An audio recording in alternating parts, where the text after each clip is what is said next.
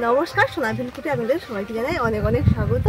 আজকে চলে এসেছি এই যে ধান জমিনের পাশে কিছুদিন আগে যে থালকুনি শাক তুলে চচ্চড়ি রেসিপি আপনাদের সঙ্গে শেয়ার করেছি। আজকেরও চচ্চড়ি বানাবো না, আজকের খুব সুন্দর একটি খুবই স্বাস্থ্যকর রেসিপি বানাবো। তার সঙ্গে আরও রেসিপি থাকবে।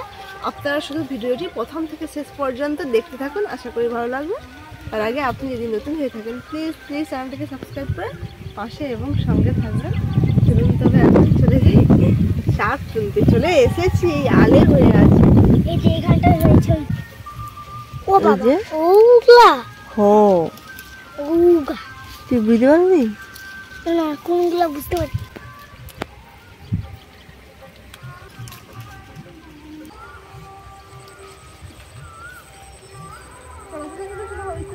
ওই তো ভর্তি।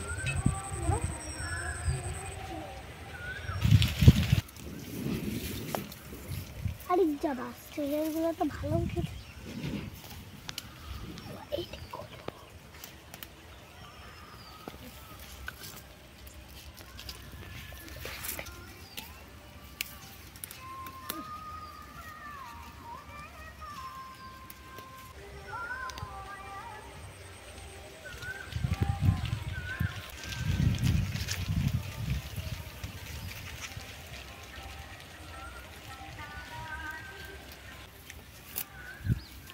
কি তুলা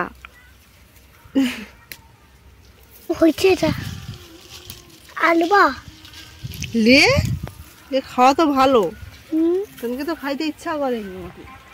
আমার তো খেতে ইচ্ছা করে না। এটা কি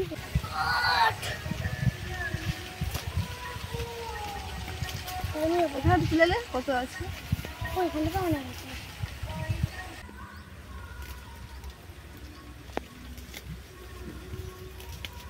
গাছটা ছুঁড়ে এলেই না, পরে তো হবে। হইতে হইতে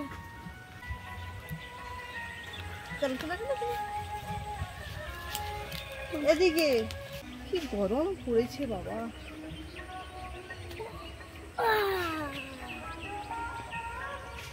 বন্ধুরা, আমাদের শাক তোলা হয়ে গেছে। এবার যাব আমরা রান্নাঘরে গিয়ে মা একটা দুর্দান্ত রেসিপি বানাবে।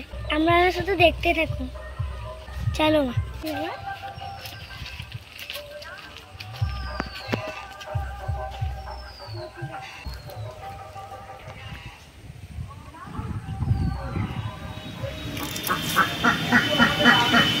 শাক তুলে নিয়ে চলে এসেছি বাড়িতে।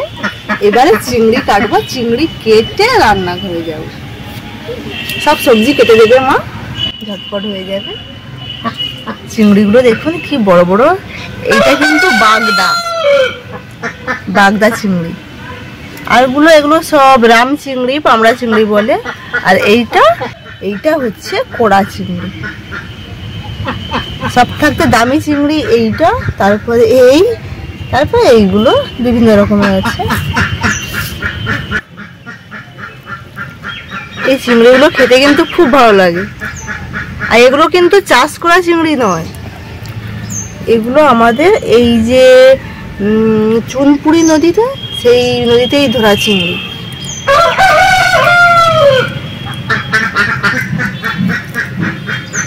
হাঁস এগুলো এসছে খাবে, সাদাটা আসছে।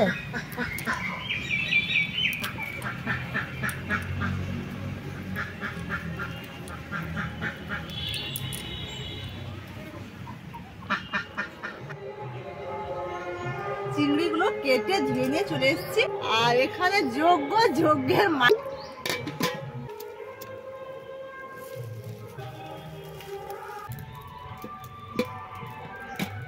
এদিকে ভাত হতে আগে চিংড়ি মাছের ঝাল বানাবো, তার জন্য মশলা বেটে নেব এবং থালকুনি পাতা বেটে নেব। জিরে, সরষে, আদা অল্প,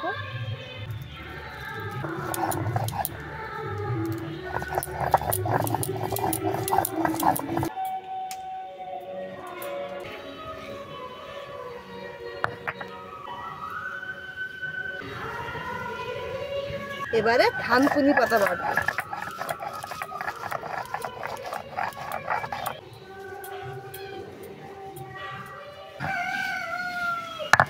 থানকুনি পাতা বাটা হয়ে গেছে। এবারে এর মধ্যে দেব লবণ, সরষের তেল, ভালোভাবে মেখে নেব। আজকে কিন্তু থানকুনি পাতাতে কোনো কিছু মেশাবো না, শুধু লবণ আর সরষের তেল।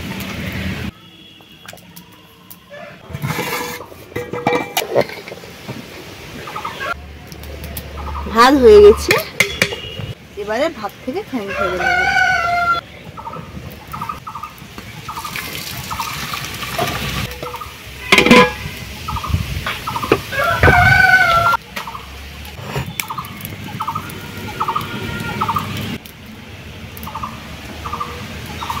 এবারে প্রথমে ভাজবো পেঁয়াজ এবং শুকনো গোটা লঙ্কা আলু মাখানোর জন্য। দিয়েছি কড়াইতে সরষে তেল।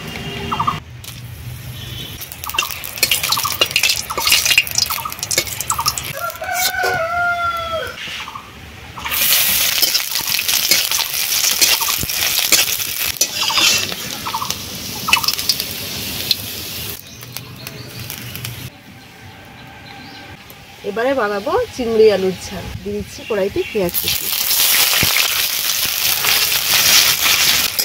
পেঁয়াজটা হালকা করে ভেজে নিয়েছি। এবারে দিয়ে দেব কেটে রাখা আলু,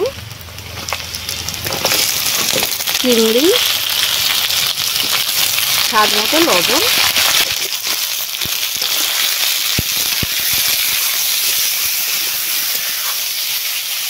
আলু এবং চিংড়ি একসঙ্গে কষাবো।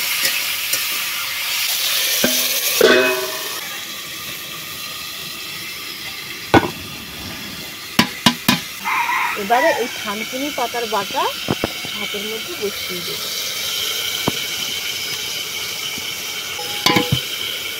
ওই যে ভাতের গরমের ভাতে কিন্তু বাটাটা খুব সুন্দর লাগবে খেতে। চিংড়ি আলু লবণ দিয়ে কষানো হয়ে গেছে। এবারে দিয়ে দেব হলুদ গুঁড়ো, লঙ্কা গুঁড়ো,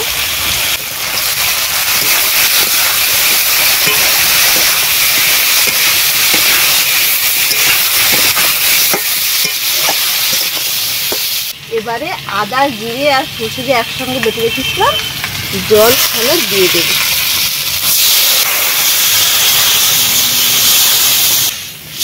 আলু চিংড়ির ঝালে একটু ঝোল ঝোল থাকবে তাই একটু জল দিয়েছি।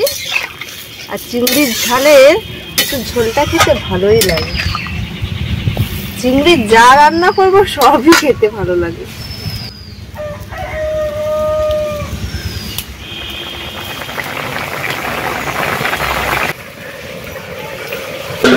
চিংড়ির ঝালটা হয়ে এসছে। এবারে ভাতের মধ্যে থেকে সব কিছু বের করে নেব যা যা আছে।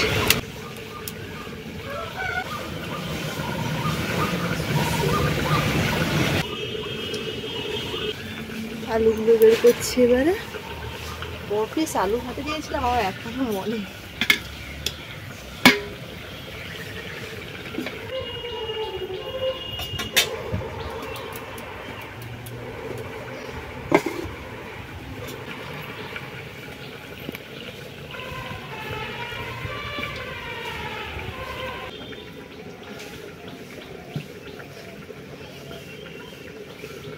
উনুনের মধ্যে কিন্তু আর জ্বালানি দিইনি, তাতেই হয়ে যাচ্ছে। দেখুন গুপ গুপ করে ফুটতেছে, শোনা যাচ্ছে কিন্তু। আর কিন্তু এইভাবে উনুনে রান্না করলে কড়াই চাপিয়ে রাখলে যে কোনো রেসিপি পরে একটু নামালে টেস্ট বেশি বাড়ে, মানে একটু হলেও কিন্তু বাড়বে। আমি কিন্তু এইভাবে প্রায় রেখে দিই। আর আলুটা একদম সেদ্ধ হয়ে মাখনের মতো গলে যায়, খেতে আরও ভালো লাগে।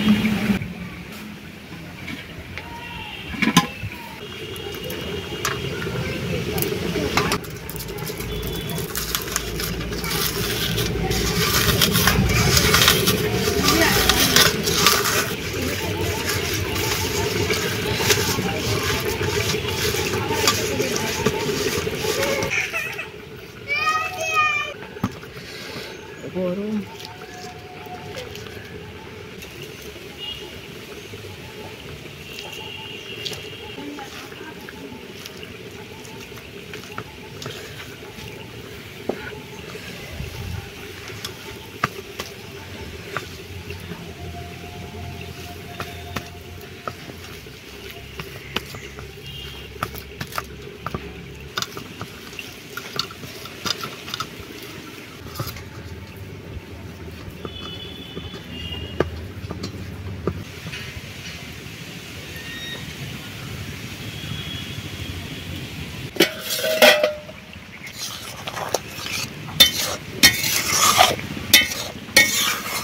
এবারে চিংড়ির ঝালটা নামিয়ে নিচ্ছি।